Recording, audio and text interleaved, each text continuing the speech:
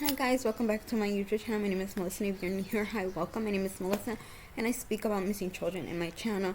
I also have a series that is called Gone Too Soon, where I speak about celebrities that have passed away. And I'm also doing a series where I'm gonna start doing a series where I speak about the first Black African American billionaire, which I did not know that was a thing because I was not taught that in history class. So today we're gonna be talking about. I think she's one of the most iconic Playboy person. And we're going to be talking about Anna Nicole Smith. So let's go ahead and get started. Guys, please do not forget to subscribe. Hit that bell so you can be notified every time I upload a new video. And if you do subscribe, leave your name at the bottom and I will give you a shout out on my next video. So today, let's go ahead and get started. So Anna Nicole Smith rose to fame as a model. She was named Playboy's Playmate of the Year in 1993 and in 1994. If you're too young and you don't know what Playboy is, I don't think you should be in my channel, but that's just me saying. She wed in 1989-year-old oil tycoon J. Howard Marshall II, who soon died. Smith spent years fighting for a share of her late husband's estate. She started in her own reality show from 2002 to 2004. Smith died of an accidental drug overdose in 2007. Anna Nicole Smith was born Vicki Lynn Hogan on November 28th of 1969 in Mexico, Texas. A high school dropout, Smith life began quickly in the small Texas town. She had a difficult childhood growing up without her father, who left the family when she was only a baby. As a teenager, Smith worked as a local fried chicken restaurant. There she met Bill Smith, and she pair married when she was only 17 years old. The couple has a son named Daniel in 1986, but the marriage later broke up. Not contact with small town life. Smith dreamed of becoming the next Marilyn Monroe. Before her big break, Smith worked numerous jobs, including as Walmart employee and a dancer. She left her son in the care of her mother, Virgin Arthur, to work in Houston as a strip club. In 1991, Smith met Texas oil tycoon J. Howard Marshall II while working at a club. She soon had her own reserved for fortune. After mailing photos of herself naked to Playboy in 1992, Smith got to pose for Hugh Hefner, Fame adult magazine. She also appeared in his ads for the Guess fashion brand later that same year. In the print investing, Smith show off her expensive curves, looking for very much like her beloved icon Monroe. Smith reached a career milestone in the following year, joining a select group of women who had been named Playmate of the Year by Playboy magazine. She paraded her celebrity into some small film roles. In 1994, Smith appeared in the Leslie Nielsen comedy Naked Gun 33 and the final insult in the Hunter Shark Poxy with Tim Robbins and Paul Newman.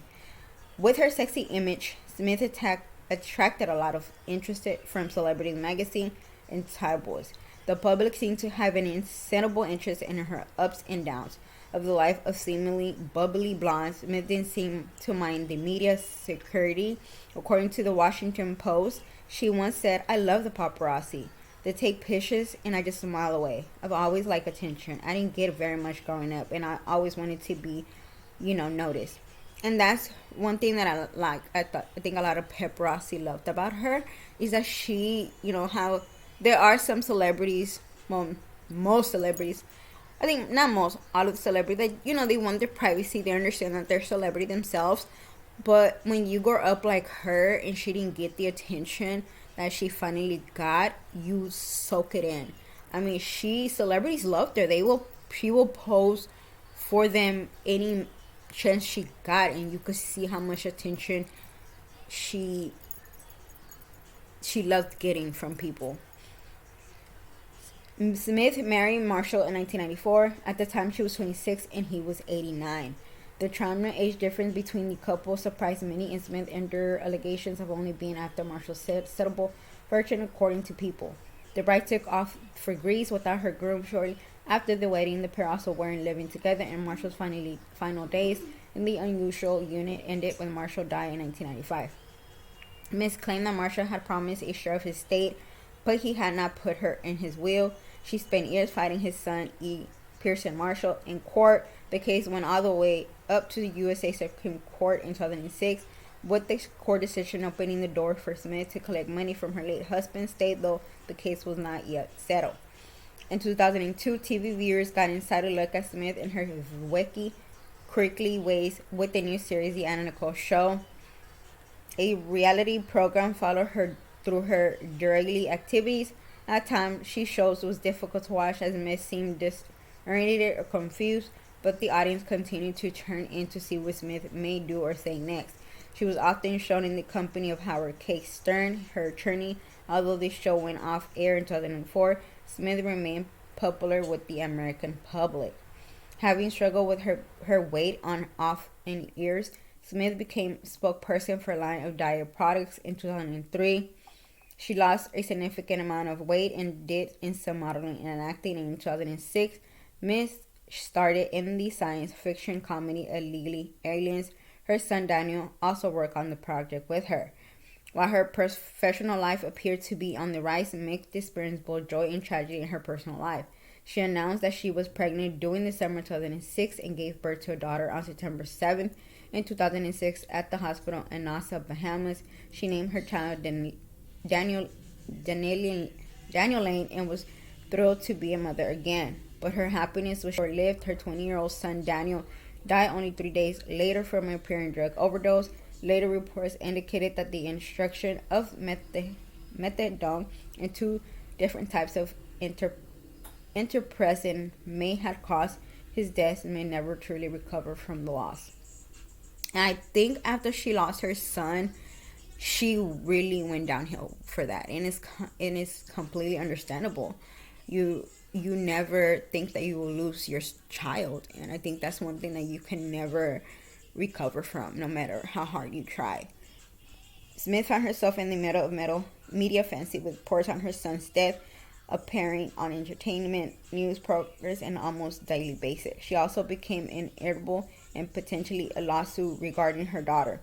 Her ex-boyfriend, photographer Larry Bigman, claimed to be Daniel Lane's father. Smith stated that her attorney, Howard K. Stern, was the child's father, and he listed on the child's birth certificate. In the midst of all the heartbreak and legal battle, Smith and Stern held a small commemorating ceremony, after which they ate fried chicken and drank champagne. While the event symbolized their devotion to each other, was not legally binding. Smith died on February 2007 at the age of 39 after being found unconscious in her hotel room at the similar Hard Rock Hotel and Casino in Hollywood, Florida. In her death as alive, and Smith made headlines around the world. A tribute Playboy magazine founder Hereford told the press at the time, quote, "She was a very dear friend who meant a great deal to Playboy and to be personality," end quote. After Smith's death, there was so much speculation regarding the paternity of her daughter, including one claim by Prince Frederick Vaughan and Elsa Cece Garber, her husband. He told the Associated Press that he had an affair with Smith and believed that he was Danny Lane's father. In April 2007, it was determined that by DNA, the test revealed that Larry Birkin is the biological father of Danny Lane. Stern did not consent in this ruling, and legally custody was granted to Burkhead. There was also a speculation over the cause of their relative's death, with authorities eventually announcing that it was an accidental drug overdose. Miss had been taking nine different kinds of medication in the days before her death. Stern and two others were later found guilty of crimes associated with her death. All these convictions were thrown out in 2011, except for misdemeanor against Smith's psychiatrists. The year the battle over Smith claims and Marshall State once again made it to the USA Supreme Court.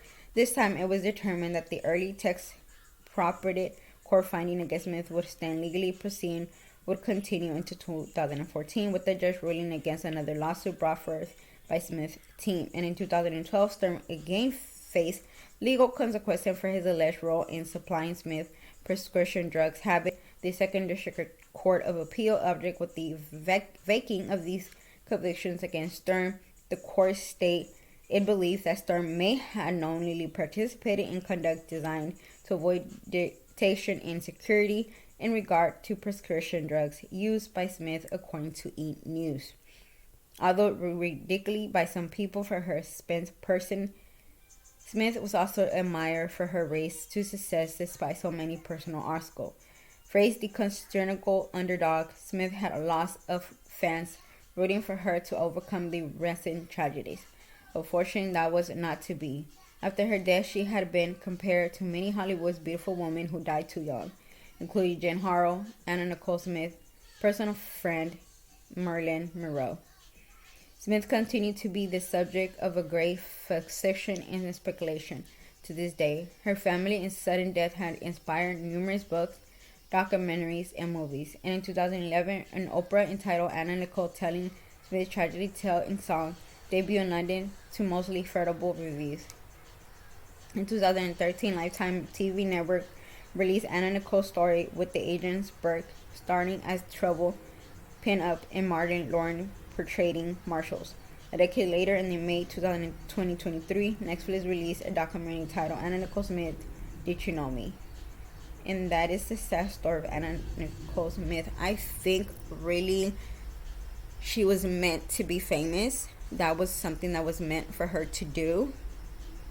And she loved it, and through the ups and the downs, I think she